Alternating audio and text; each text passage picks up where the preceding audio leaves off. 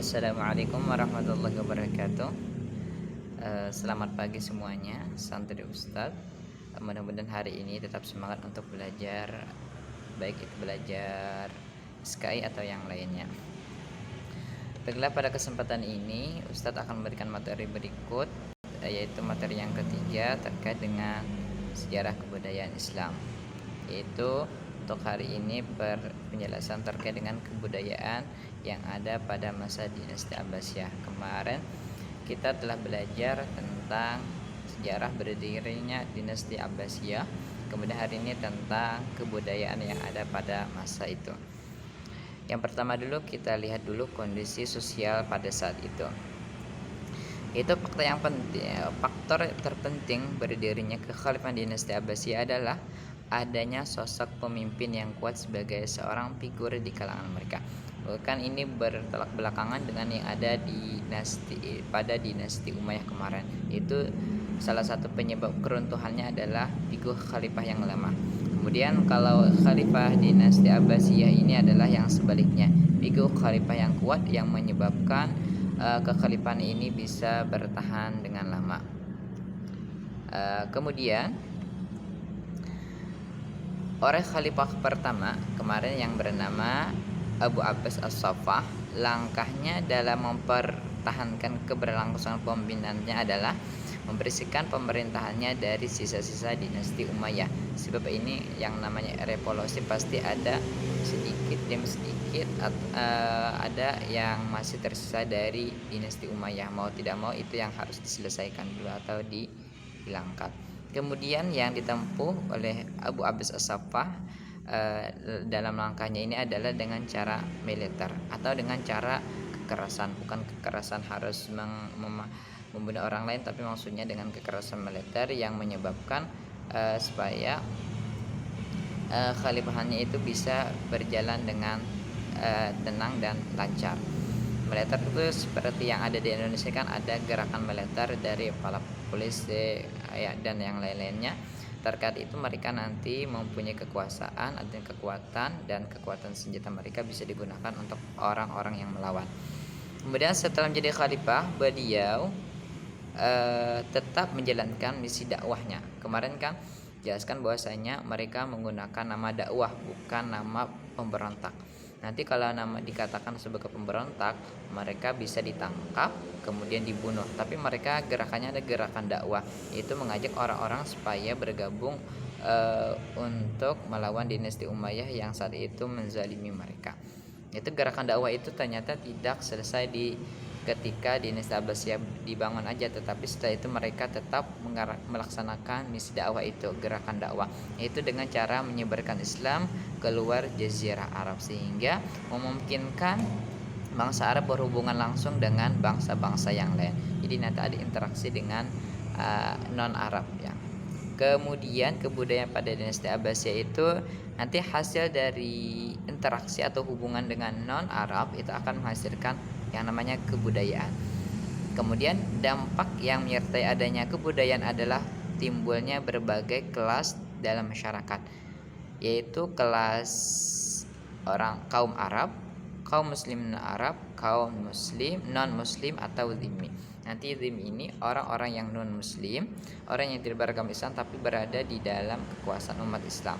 Misalkan dulu itu kekuasaan Islam sampai ke Spanyol. Spanyol itu nanti ada sebagian orang yang tidak mau masuk Islam, dalam artian mereka tetap dalam agama nenek moyang mereka. Nah, jadi mereka itu nanti disebut dengan zimmi, orang yang berada di dalam kekuasaan Islam tapi tidak mau masuk Islam. Nanti hak-hak mereka dijamin dan juga keamanan mereka juga diberikan. Jadi tidak ada yang namanya kekerasan. Itu namanya zimmi. Nanti itu kelasnya nanti kelas yang di bawah dibandingkan dengan orang-orang yang Islam. Kemudian selanjutnya ketika dinasti Umayyah berkuasa, kalau kita melihat sejarah sebelumnya, kaum yang mempunyai kelas tertinggi adalah orang-orang Suriah. Sebab kemarin dijelaskan bahwasanya nenek moyang dari para khalifahnya berasal dari Suriah. Jadi mau tidak mau hak istimewa itu mereka dapatkan. Nah, kalau pada dinasti Abbasiyah ini semuanya diberikan hak yang sama. Jadi ada artian semuanya mempunyai hak yang sama, kemudian orang itu tidak dibedakan dari yang lainnya. Kemudian kita lanjutkan lagi ke slide selanjutnya, yaitu kebudayaan yang selanjutnya adalah ketika dinasti Abbasiyah berkuasa, hak-hak masyarakat semuanya disamakan, baik Arab atau non-Arab, semuanya sama, tidak ada yang dibeda-bedakan. Kemudian dalam beberapa periode ternyata ada yang ikut andil dalam pemerintahan dinasti Abbasiyah ini. Maksudnya ikut andilnya dari non-Arab. Mereka adalah yang pertama kaum Barmak, dinasti Buahyah, dan dinasti Seljuk. Jadi nanti bisa dibaca selanjutnya tiga kelompok ini mereka dari mana, kemudian peran mereka di mana saja, sampai dijelaskan bahwasanya peran mereka ini karena terlalu kuat di dalam kerajaan dinasti Abbasiyah ini sampai dikatakan khalifahnya itu cuma sebagai simbol, sebagai boneka, sedangkan yang bekerja, yang menentukan semuanya adalah mereka ini, bisa kaum Barmak, dinasti Buahyah atau dinasti Seljuk. Kemudian karena tadi sudah ada interaksi yang terjadi antara masyarakat Arab dan Arab, memberikan warna yang baru dalam sosial dan kebudayaan. Nanti karena kehidupan itu berbeda dari satu dengan yang lain, karena sudah menghasil interaksi, maka menyebabkan itu mau tidak mau ada warna yang baru. Misalnya kita menghadapi orang India bagaimana, setidaknya nanti adalah dengan ucapan atau bahasa yang akan menimbulkan budaya yang baru dalam bahasa. Kemudian menghadapi orang-orang yang berbeda suku bagaimana, nanti itu ada yang namanya budaya yang dihasilkan dari interaksi tadi. Kemudian tadi sudah dijelaskan bahwasanya karena pada masa dinasti Abbasiyah ini semua orang diberikan hak yang sama, kesetaraan telah diberikan, maka adanya persamaan hak dan tidak ada perbedaan kelas, maka semua orang akan bebas menyumbangkan pikiran, ide, konsep, dan yang lainnya.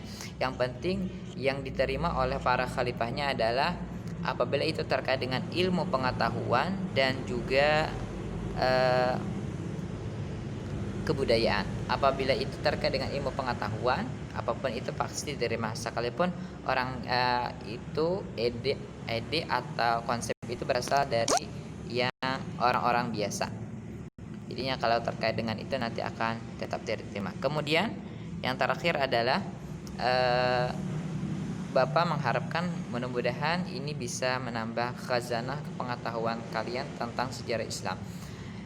Sama juga halnya kalian, Bapak juga belajar dalam memahami sejarah Islam, supaya kita ketika mengetahui sejarah kita tidak akan tersalah dalam memahami Islam itu sendiri. Nanti kaitannya sejarah adalah dengan hukum. Misalnya hukum itu nanti bisa berubah-ubah terkait keadaannya. Sebab nanti orang bisa aja menentukan satu hukum berdalil dengan kitab ini, tetapi ternyata keadaannya berbeda dengan yang ada di tempat kita. Nanti semuanya bisa berubah. Demikian yang dapat saya sampaikan, mudah-mudahan bisa dipahami. Wassalamualaikum warahmatullahi wabarakatuh.